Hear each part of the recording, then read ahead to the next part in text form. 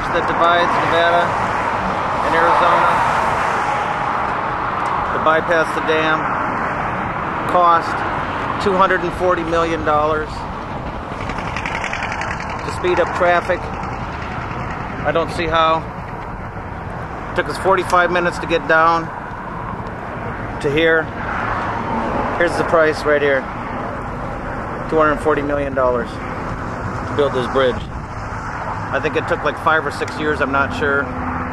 All I can say is there's still traffic.